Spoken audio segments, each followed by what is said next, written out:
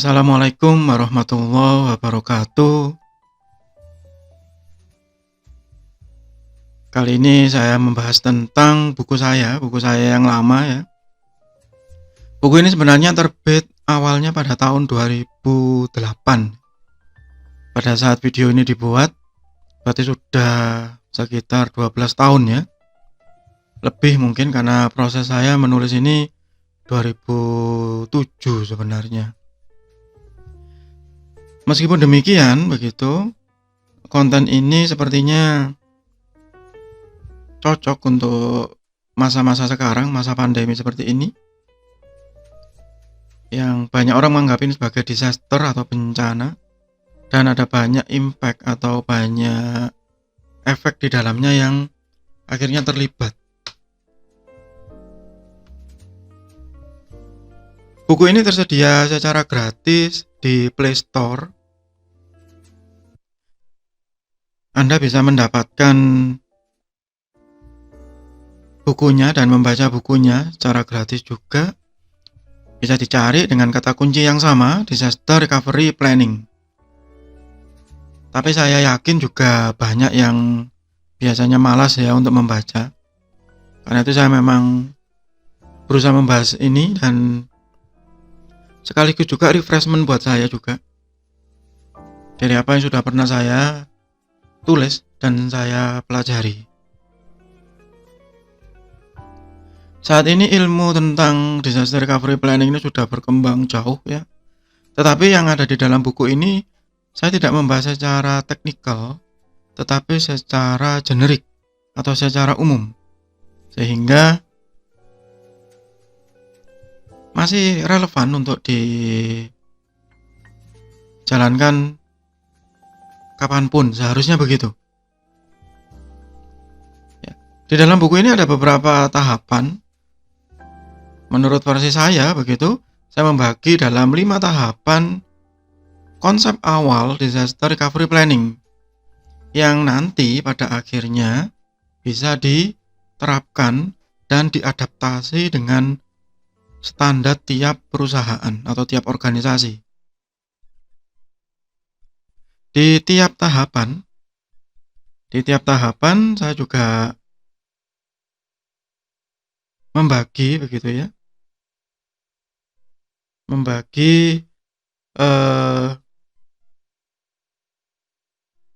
materinya ya dalam waktu paling tidak satu video itu sekitar 10-15 menit. Dengan asumsi itu batas kita ya dalam bertahan untuk fokus dalam sebuah materi.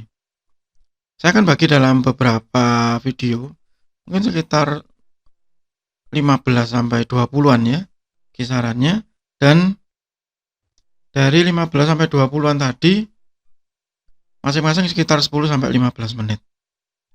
Jadi selain saya baca, tapi karena ini bukan cerpen begitu, maka saya membaca dan berusaha menjelaskan, berusaha mereview gitu. Tapi ini juga bukan bedah buku, karena yang mereview saya sendiri yang menulis begitu. Jadi bukan bedah buku ya, tapi berusaha menjelaskan. Bagi Anda yang ingin mengoptimalkan manfaat dari materi ini, saya sarankan untuk mendownload bukunya di Play Store. Sehingga pada saat Anda mungkin sambil melihat, kalau yang melihat videonya di laptop atau di PC, ya saya sarankan sambil buka bukunya di handphone mungkin.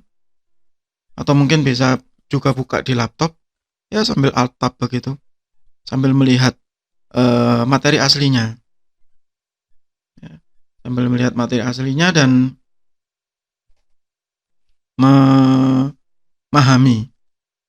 Karena saya yakin seharusnya dengan cara seperti itu seakan-akan kita bisa seperti ada di dalam sebuah kelas ya. Kelas virtual lah istilahnya begitu. Yaitu yang saya buat sekarang. Jadi ini bukan hanya membaca buku tapi kelas virtual tentang disaster recovery planning. Sehingga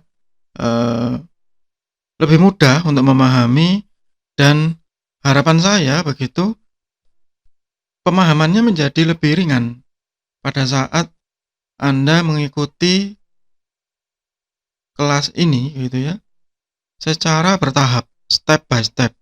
Sehingga pada saat Anda secara bertahap, step by step begitu, maka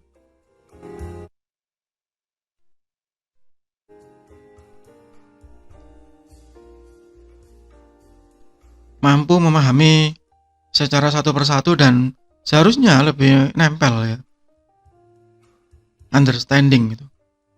Itu yang menjadi harapan saya dari playlist ini.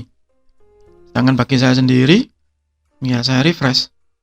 Pengetahuan sudah pernah saya pelajari, yang sudah pernah saya miliki untuk bisa bermanfaat bagi diri saya juga bagi orang lain.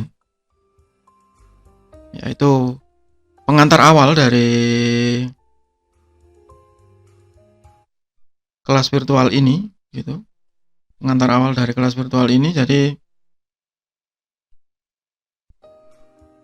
nanti akan ada 5 tahapan yang saya jelaskan, mulai dari konsep dasar, tahapan 1 inisialisasi, analisa resiko atau analisis resiko, business impact analysis, penyusunan hingga ke maintenance atau pemeliharaan disaster recovery planning. Saya tidak akan membahas tentang standar-standar khusus, misalnya standar ISO, NIST, COVID atau apapun itu. Silahkan bebas terserah, IEEE ya. Itu semua dari masing-masing ya. Anda mau mengikuti aliran yang mana, mau mengikuti standar yang mana, setiap organisasi atau perusahaan punya alasan masing-masing. Ya silahkan, tapi yang saya bahas di sini secara generik, secara umum. Oke. Di bagian berikutnya kita akan mulai dari konsep dasar disaster recovery planning. Itu untuk sementara. Semoga bermanfaat. Tetap sehat, tetap semangat.